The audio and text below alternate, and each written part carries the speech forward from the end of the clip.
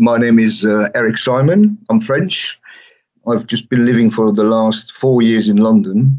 I used to be a lorry driver. I've done lots of different, employment and jobs. And how can I say that? I don't know how to say that in English, but I'm kind of érudit. Is that correct in English? I don't know, which means I learn a lot of things by myself.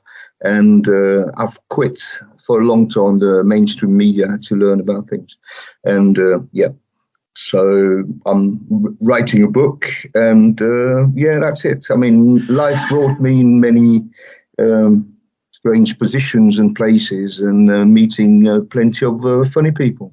So Eric, can you just give us an idea of what made you switch out of the mainstream and start thinking, well, hang on a minute, because I need to start thinking outside the box more, and to start actually actively going out and looking for things which are not mainstream?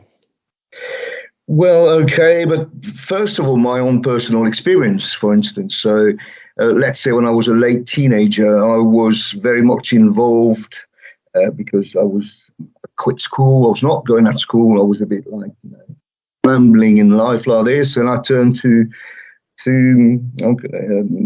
get some experience about how sometimes police may well act, or people linked to underworld or crime, but very organized crime, and how judges, how politicians could be involved in that at a very early age. Then later, I wanted to get into the army, so I did a national service, 2 years, a long versions, 2 years instead of 10 months. And I wanted to go to Yugoslavia at the time, back in the early 1990s. And then I ended up in Somalia. And how can I say, prior to going to the army, I had some kind of a fun experience which had me to leave my own country because I got myself into trouble, and the only way to escape powerful people, despite the fact that you wanted to inform the law, you find yourself having trouble with the law, and I'm not the only one who have experienced such thing. And so when I went to the army, I had my own experience, and by lucky chance, when I was in Somalia, I turned to, I don't know, sometimes being myself recruited by some officers who took me in the middle of desert in Somalia and telling me, okay, all right. Just to sum up quickly, let's say French operative in the French army working for the UN were investigating Saudi NGO, which my officer found out that was sheltered by the CIA, and that NGO was doing drug trafficking back in the early 1990s or mid-1990s to fund fundamentalist Islamists in Somalia, Yemen, and all that. And very close to where that Saudi NGO was operating, it was just like very close to the Kenyan border in Somalia. And as you know, back in 1996 or 7 or 8, that was the first Al-Qaeda, Bin Laden, how can I say, terror attack on the US Kenyan embassy. So I turned very quickly to, being involved in things that you just don't see in a mainstream thing. You would just see that on your platform, probably, Tony, and, Well, Eric, I mean, I have to ask about this whole Al-Qaeda business, because isn't it interesting how in France now, the whole thing of just being a Muslim, for example, wearing a headscarf, is now illegal. I mean, this just seems shocking to anybody from a liberal point of view, thinking of a free society, that you cannot put a scarf around your head. Now this. So how does that link up? Does it make any sense when the French authorities are both collaborating with the Islamist groups, terror groups, which certainly seem to be being kind of organized through the CIA, through the Saudi Arabians and people like that, that there's also stuff involved in domestic French politics, which is many people in the Western world see as pretty extraordinary, to ban something as simple as a headscarf?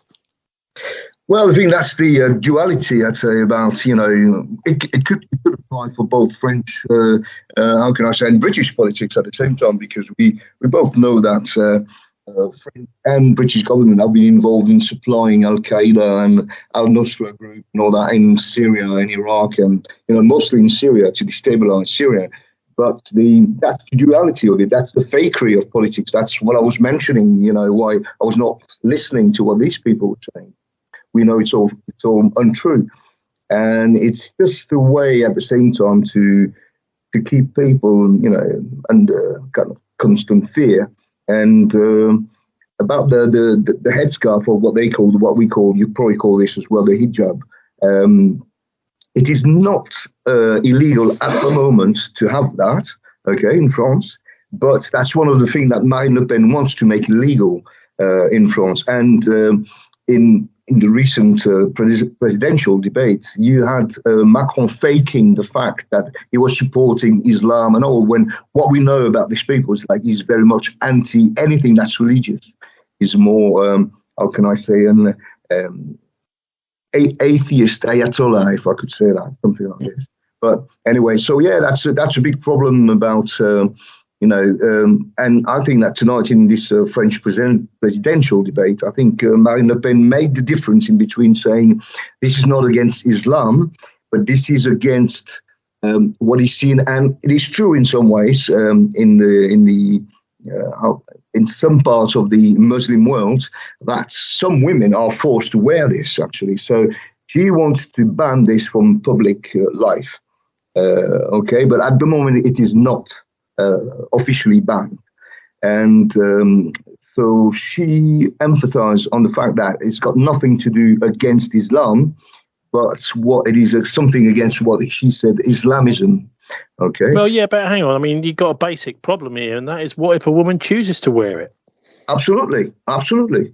I personally know some women I worked for, and she was quite happy to have it, I'd say. And let's remember, back in the 1970s, I think one of the main promoters of hijab as a fashion item was Barbara Streisand, if I recall well. Well, there was another one, and that's Queen Elizabeth II. She wore a headscarf the whole time. Has she? Well, yeah, that's right. But yeah, exactly. But anyway, exactly. Look, I wonder if you can just get into some of the political differences between Macron and Le Pen. Now, the French system works so that usually you get a runoff. Either there's one person who wins very easily, or you get head-to-head, which is what's going on this week between Le Pen and Macron. So when is the actual vote, Eric? And can you just take us through the main political differences? So in the UK, you vote at the same time for the MPs, okay, and then the first by the post. I think that's how you call that in the UK. Then can decide which MP is going to become the prime minister. That's not very much our system. We've got two different things actually. We've got the presidential campaign to elect the French president, and then. Now it will happen in, I'd say, in about 2 months' time. Then we will elect the MPs, okay? And I would say that sometimes the secondary election through which we elect the MPs is probably as much important as the president, because the lawmakers decide what's going to be voted or not, So, but so what happened is, like 2 weeks ago, you have the first round. Okay, and then get selected the last remaining, not the last remaining, but the two ones who reach the highest polls. Okay, which are that correct? What I'm saying, yeah. And which was Macron and Le Pen. Then you got a second round, which will take place on Sunday, and then whoever wins is the president. Okay. So in France, it is the French president who decides about a certain number of things. So he's got his own reserved, how can I say, side of the French politics. But then he appoints the prime minister, and supposedly it is the prime minister who decides who bring to the how can I say, supposition, not supposition, how can I say this? They bring a candidacy for being who's going to be minister. So finance minister, interior minister, well, that's what you call the Home Office. Okay, well, anyway, look, this debate tonight, can you just take us through some of the main points? Because you sat and watched it, didn't you? Yes, I just did, yeah. So literally what is absolutely incredible that the French media are capable of doing is to have Miss Le Pen look like an absolutely undemocratic, fascistic kind of candidate. Okay, while she is proposing to establish within the French Constitution one of the most direct way to how can I say, to have democratic expression, which is through referendum.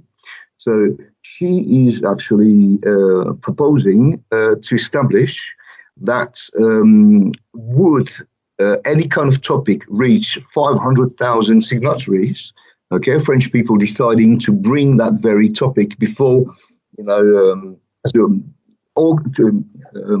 decide to choose one topic, and if you got 500,000 signatories, then the state, the executive power, would organize a national referendum regarding this very topic. So, for instance, it could be triggering Article 50 and leaving the European Union, for instance, because it has to be remembered that back in 2005, for instance, France decided by 55% not to join the European Union or the EU constitution.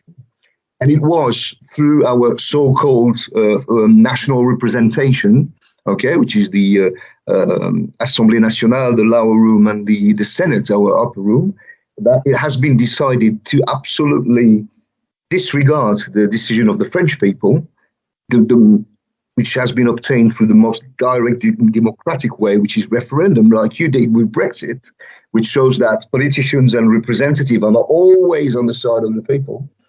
And so she wants to implement this, and she wants to implement that constitution.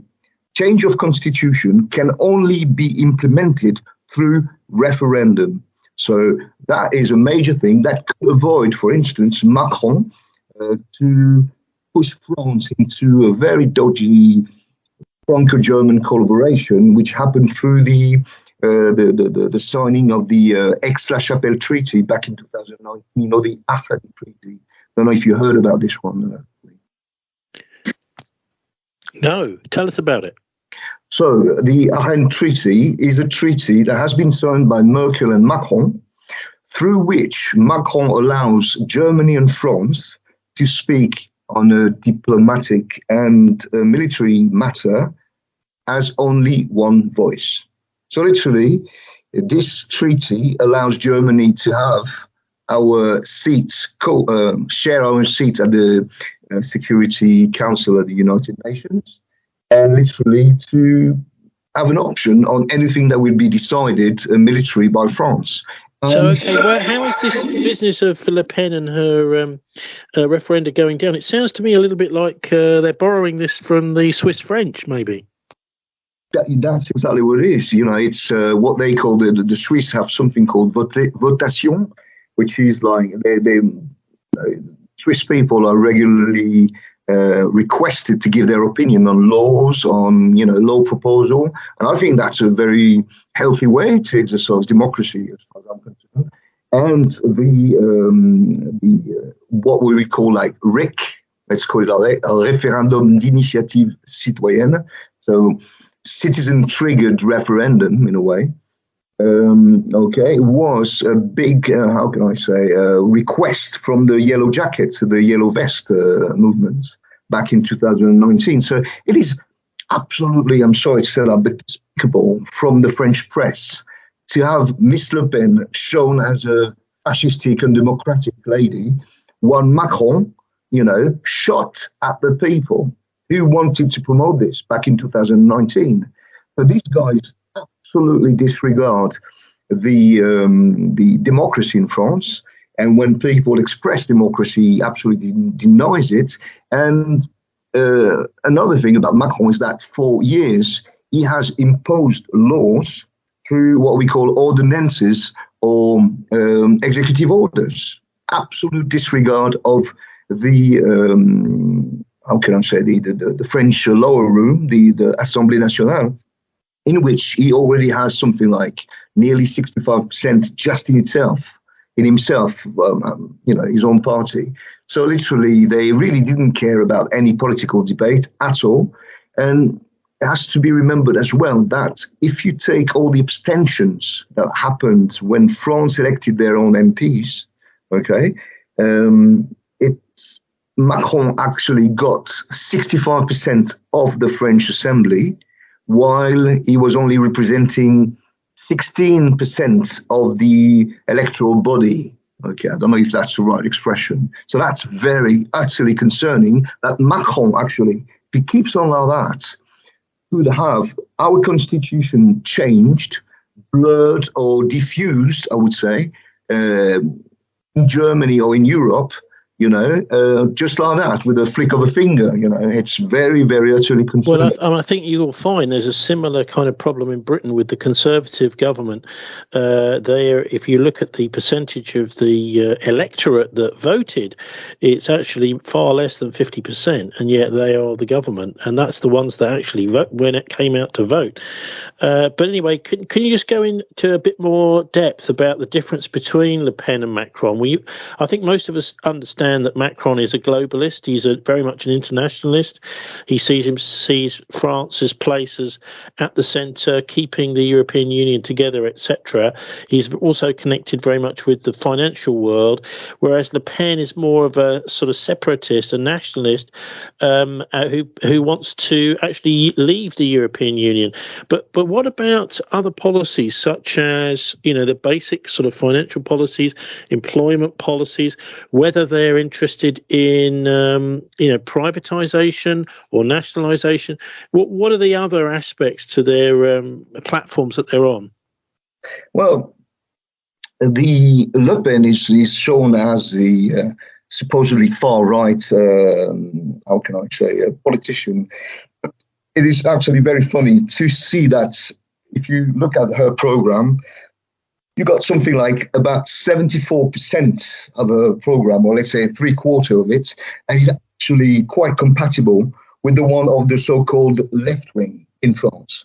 Because a guy called Jean-Luc Mélenchon, which reached just nearly as much as Marine Le Pen, a little below, I would say 1 point less than Le Pen, has actually literally something that has a lot in common with the so-called far right program. So if you take how can I say, a big point through which you can see as well that what is called far right is much closer to the people than elitist banker Macron, is on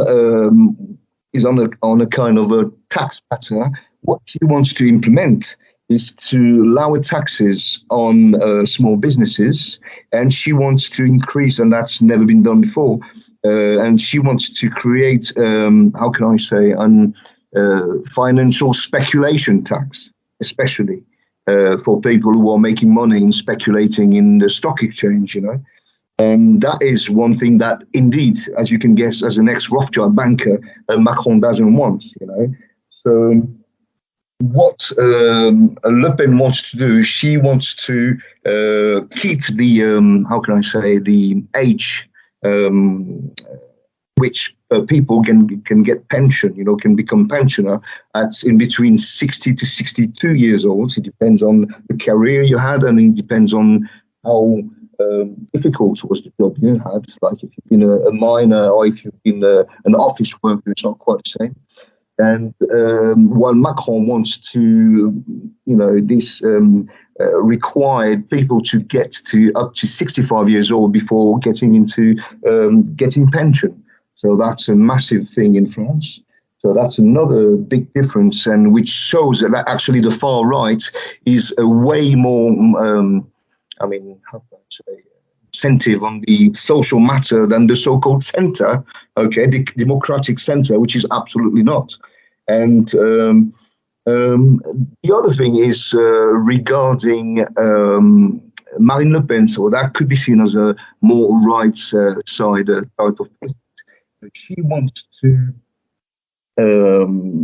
install some kind of a national preference when it will come to work, to jobs, to getting public housing, when it comes to many different aspects of social life, like social aids, social, how can I say, NHS money, or how can I say, whatever the kind of benefit you can get from the state. So she wants to bring this first to nationals and then potentially later to foreigners. So that is one thing that on which indeed Macron jumps, just to say that Miss Le Pen is a kind of a Nazi-like person. The thing is, like, France over the last 20 or 30, 40 years has very much changed as well. And I shall say as well that there is the physiognomy of France has very much changed. And this as well is linked to Europe, indeed. So, and the fact that, there's a free circulation in Europe, and it's very hard to catch people trying to reach France to work. And it causes, as you just know, what we call, I don't know if you call this in English as well, some kind of social dumping, when you've got a lot of, low-wage workers and starting to work in France, for instance. So when it comes to... this is a major thing in all countries in Europe. I mean, I've seen the so-called far right in Germany, who, I mean, they do seem to have a far right element, but they're mainly actually very normal middle class people. In fact, going out on the streets and marching against the EU migrants, because this has been a major policy for the last, 30 years or so across Europe, is to bring in cheap migrant labour, to actually welcome it. It's been very much by the likes of Macron, by the people like Blair and Brown over here in the UK. Their argument was, well, this is really good for the economy. And yet what's happened is it's led to this kind of gig economy.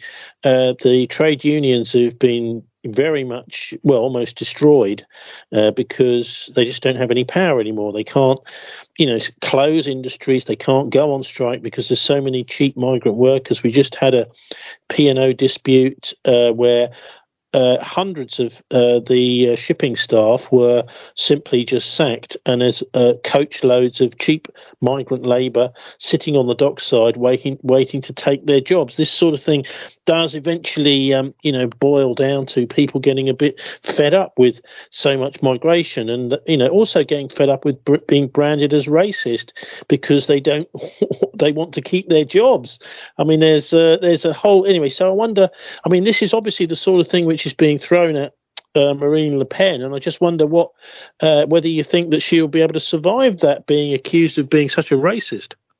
Well, there's a main difference in what the journalists or that kind of progressive people within administration or within, how can I say, the media and all that are saying, and what is actually felt by the people on the ground, in the country. They know this is happening. They're not listening anymore to this kind of disconnected elites. It could be the media, it could be the politicians.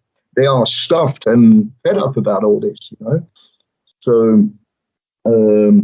So I guess that, just like a bit like, the surprise that Trump created back in 2016, when everyone said, well, it would be Hillary Clinton elected. I think we could see the exact same scenario in France, and potentially, I'm not sure if she's going to get elected, but it could be very likely that this time, because it's been the same kind of battle as in 2017, it was Le Pen against Macron as well. But at the time, I think the result, if I recall well, was 66.10 for Macron and 34 something for Le Pen. But I reckon that nowadays, at least, we could reach a good, potentially, maybe I'm going to be wrong, but it could be a 55-45. And who knows? Maybe Miss Le Pen may just be elected as a president. Who knows? You know. Can you just explain a bit more about this Mélenchon guy and how he's influenced it? Who is he, and how has he been influencing the sort of swing voters? Right. So Mélenchon, that's his name, Mélenchon in French, is a guy who's originated, like, that's my personal opinion, like many of the traitors of the working class on the left side of French politics.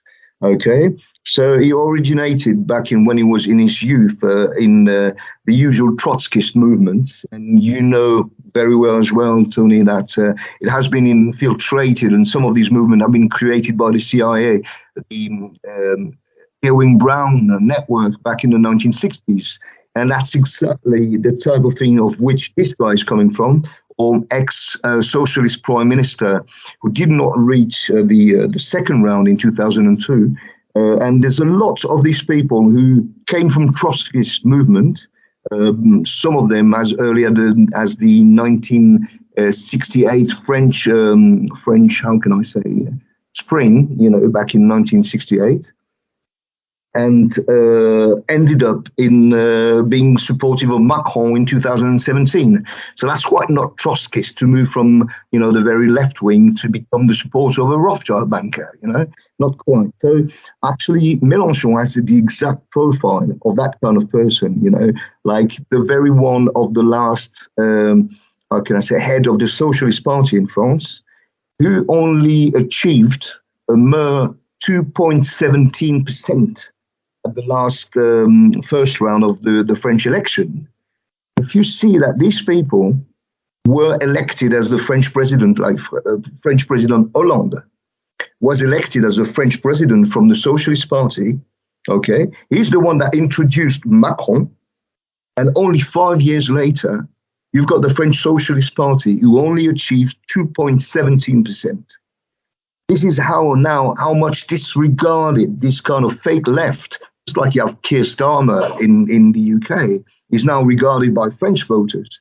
So all the votes moved on the left side from the Socialist Party to a bit more left-wing. I call him fake left-wing, Mélenchon, who talks left. But as soon as the result of the first round on the French election, how can I say, was released, within 10 minutes, you've got that guy, Mélenchon, who's, as I said before, whose program is 3/4 compatible with what Miss Le Pen says. So within 10 minutes, he said, okay, no vote for Miss Le Pen. And in a way, it's not been said like this because he doesn't dare to say vote Macron, but that's exactly what it means. Okay, he says, well, no, we need to block Miss Le Pen. However, whenever his program is 74% or 75% compatible with this one of Miss Le Pen. So what is this guy? What is this guy's game? One thing that we know is that this man, Mélenchon, proudly says that he's a member of the Grand Orient de France, which is the main Mason lodge in France, okay, of which all of the people from the Socialist Party head are part of. So you really see that there's some kind of betrayal. I'm not disregarding voters, people who voted for him, not at all, okay? Because I have myself some kind of a left background and in a kind of, I'm a bit conservative, but on a social background, I think that protecting workers is a way to protect the nation as well, So you can protect family as well if you protect workers, because they can raise a family at the same time. But anyway, that's another story.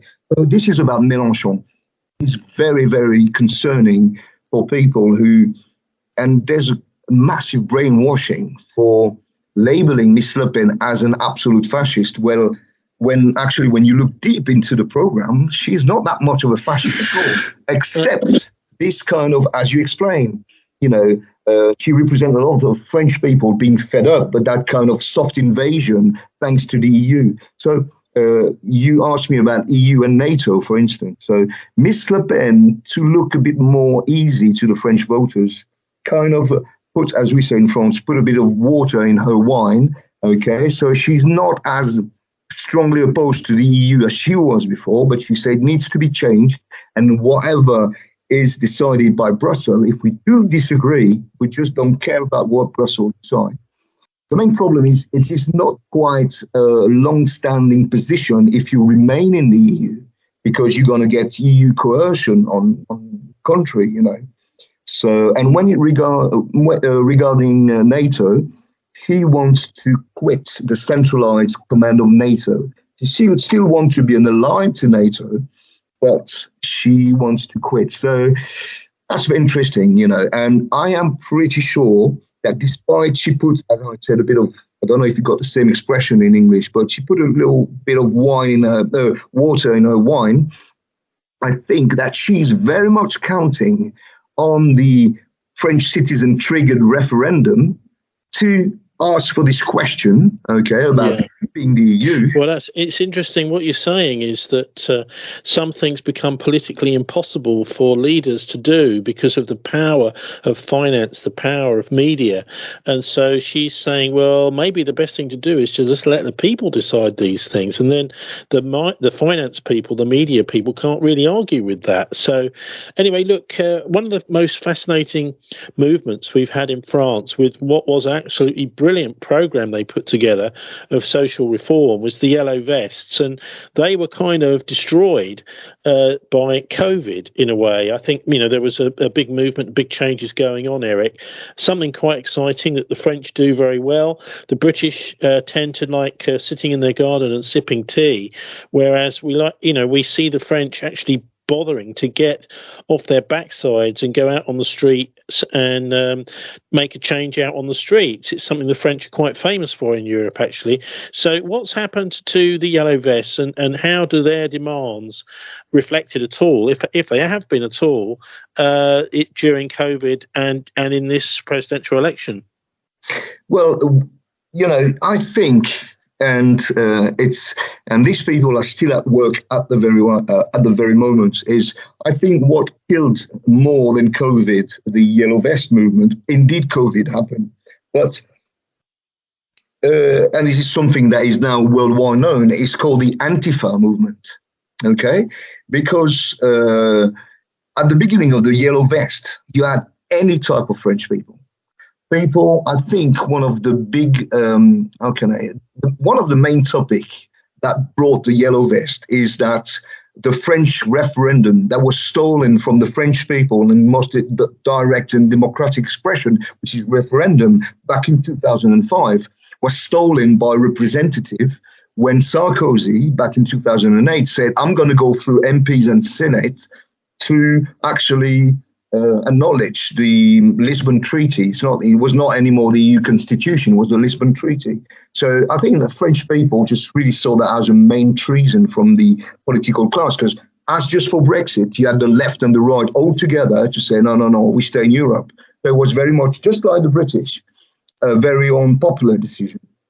So I think the Yellow Vest started from there. Then it linked up the fact that many pensioners could not even live with something like the very tiny pension of 800 euros or something like that, when their rent is only 600 a month, you know. So you had pensioners, you had small business owners as well, on whose, how can I say, it's not tax evasion because it's legal, but for years and years, it could be the left and the right have just made tax evasion or legal evasion, let's say it like this. So they say tax optimization, okay, for the main big stock exchange company or the big international companies.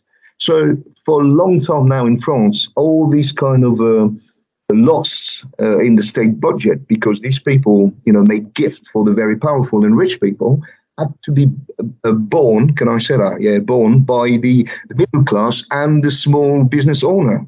So in the Yellow Vest movement, you had people from the right, you had people who were unemployed, you had people who were working, but, you know, due to the cost of living, you know, like could be energy, could be rent and all that, were just fed up on not having a life and just like literally carrying on, you know, and struggling for living.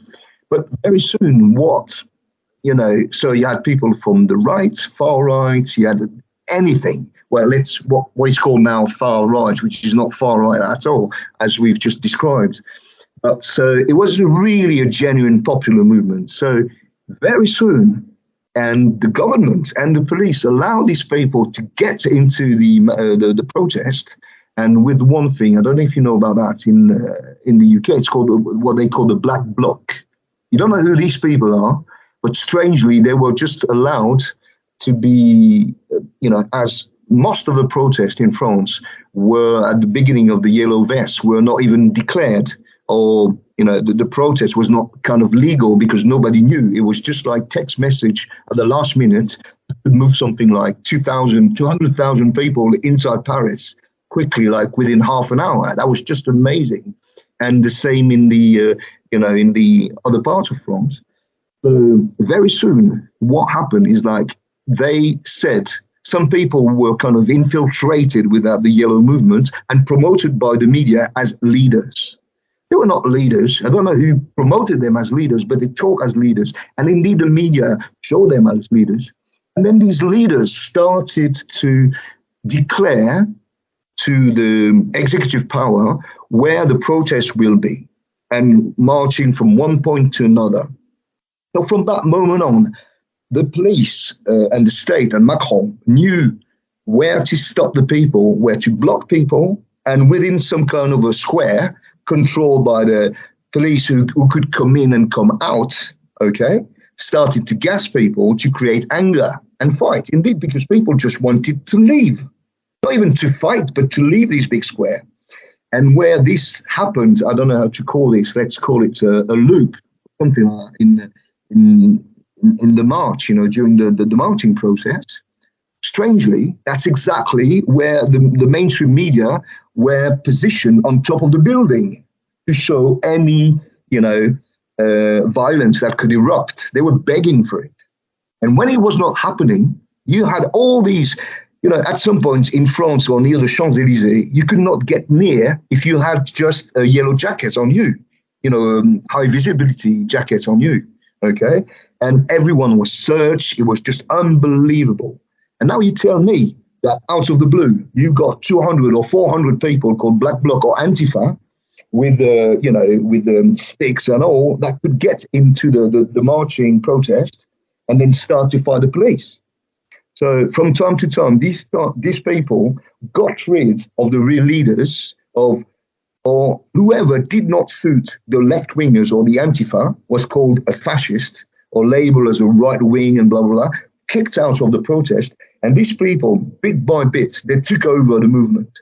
So if you're a small business owner, you're not, how can I say, you're not going to walk behind 17-year-old disrated, can I say that, with no brain, people calling anti-fascista, anti-capitalista and all that. You're not going to get decent, normal people behind these kind of, I wouldn't say lunatic, but just like brainwashed kids, So time after time, the yellow jacket protest did not get very popular at all, and then came the COVID as well. So from now, as there's no more COVID, for instance, and during this program, just after the first results of the, the presidential election, there's been a lot of people marching against Macron from the so-called far right, trying to reach out the electors of that guy called Mélenchon, we just mentioned before.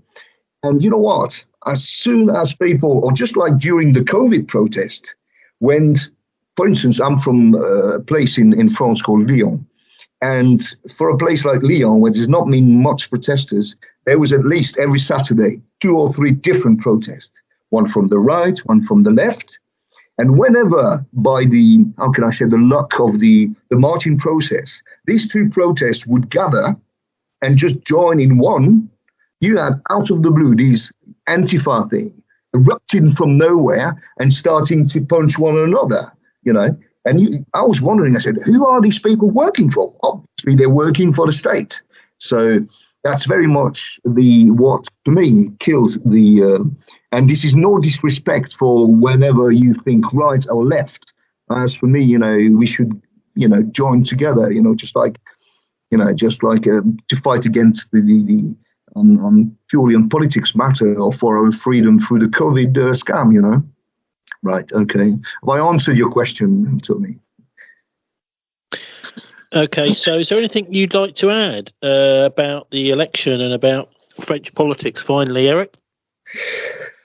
About French politics, I think it's a bit of a mayhem. I don't know what's going to, come out as an outcome. What do I just want to say is I can tell you myself that I never voted for Marine Le Pen or her father all my life. I kind of was a member of a union. I was an elected representative of workers. So I'd say I've some kind of a left tendencies. However, I'm very patriotic, ready to fight for my rights and all. And I tell you one thing is that for the first time on the first round, I didn't vote. There's something I could tell you about the fake democracy we live in, because I'm going to finish just on this, but I want to come back on the fakery of the candidacy, or who is allowed to be a candidate in France nowadays. But I can tell you that from my background, I would call it myself, how can I say, left Gaullist. Gaullist was supposedly on the right side of politics, but I would be, like the first ones who potentially joined General de Gaulle in London. There was a lot of left people. There was as well far right people. So for the first time in my life, on the second round of this election, I'm going to vote for Marine Le Pen, and without any problem, because I really do not want another 5 years of Macron, because this guy is going to diffuse France into Europe. He's going to work. He's not working for France, and there's so many other topics that we need to prevent this guy from another 5 years. That's my point. And what I want to ask is that back in 2017, there was one. How can I say? There was one candidate, and if I recall well, I think back in 2017, that party hosted Vanessa Billet, who came to give a speech on Syria at the time, and supported this party, which is called the UPR, and the leader is a guy called François Asselineau. So François Asselineau, at the time, in 2017, was the only candidate to clearly say that would he get elected, he would trigger Article 50 to leave the EU and instantly get out of NATO. He's the only one. So back in 2017, to be capable of, to reach candidacy, official candidacy for the presidential election, you needed to be backed by what they call the 500 godfather, let's say, which could be town hall mayors, councillors. You needed 500 of them. Back in 2016, a very pro-Israeli, French prime minister called Manuel Valls actually passed a law, and everyone should very much question why he passed this kind of law. Banning anonymity for whoever wanted to give his parrainage, or his, in English, his backing to any candidate. So before this law, anyone who wanted to back one candidate and give his voice, or one of the 500 voices he needed, let's say, or vote he needed, remained anonymous. And that guy, the prime minister, did this and banned the anonymity. So now there's a lot of people. So this candidate, François Asselineau, which is utterly clearly pro-Brexit and out of NATO, did not get his 500 backings, I'd say, from high electors, as you can say, and he could not reach candidacy. So personally, I didn't go voting on the first round, just as a kind of protest. So you really wonder that now the state or the executive power can bring pressure on who could allow one candidate or another to reach candidacy and being, brought to the light of the whole French people. Because once you're a candidate, it means that for a month, you could be Macron or someone who represents, who is absolutely unknown. If you're a candidate and having these 500 backings, then you've got, by the law, you must have the same time on national media Macron could have, or Le Pen could have, or anyone could have. So that makes a big difference. And if you take the guy who, if you had one guy that could explain clearly why we need to get out of the EU and need to be out of NATO, with all the legal arguments and, you know, someone who's on the top of his brief, that was François Asselineau, which was prevented from being a candidate this time again. So that's another thing people should learn about the so-called great French democracy, you know, which is not. Okay, well, fascinating. We'll see how things transpire this weekend, Eric. How do people follow your work? Is there anywhere that, you know, do you have a channel or social media that people can follow if they're interested? Well, not at the moment. I'm starting some kind of a blog. Well, I can start. I just started to put video on Odyssey. It's still in French at the moment, but I will do some in English. And I need to get a bit more tech aware, because I'm very bad into this. I don't even know how to start a blog or a website. But I just want to emphasize. Well, I know you were quite prolific on Facebook, weren't you? And you're one of those people that's been banned again and again. I think I think when I've checked your pages on Facebook, there's nothing there for weeks and weeks, and then suddenly you're back, you're doing a bit, and then suddenly you're disappearing again. So this is no way to run a blog. But anyway, look, thanks ever so much for joining us, Eric, and maybe we can have a chat about French politics again in the future sometime.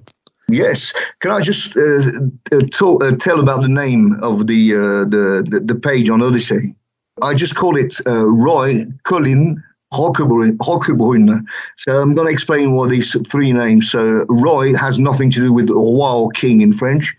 It's got something to related to an SAS hero who fought Zionist terrorism back in Palestine in the 1940s, called Roy Farron. And strangely enough, he participated in many SAS operations on enemy lines in France, in many areas that I know. So tribute to Roy Farron.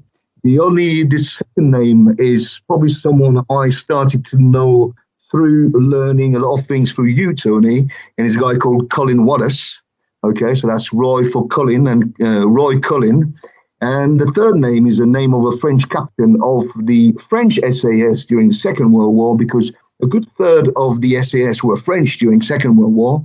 And that guy and 16 of the French SAS were brave enough to attack 1,500 German, but there were only 16 on 4 Willys Jeeps. And at the time when the French and British SAS were working together to prevent Nazi reinforcement for the both landing sites in south of France and north of France, in Normandy. So that's the name of the blog. Okay, and that's the kind of spirit I have. Let's say. What's the third guy's name again? The name is called. It's a bit long. It's called Capitaine Combo de Roquebrune. So the third name is Roquebrune. So the name is Roy Colin Roquebrune. So that's the name. Okay, and how do you spell that? Well, Roy like R-O-Y, Colin as Colin Wallace. You know about Colin Wallace, Tony, do you? I do, yeah. And what a brave man is. And Roquebrune is R-O-Q-U-E-B-R-U-N-E, like brunette, like rock brunette in some way. Okay, Eric Simon, thanks very much for joining us. You're welcome, Tony. Very much welcome.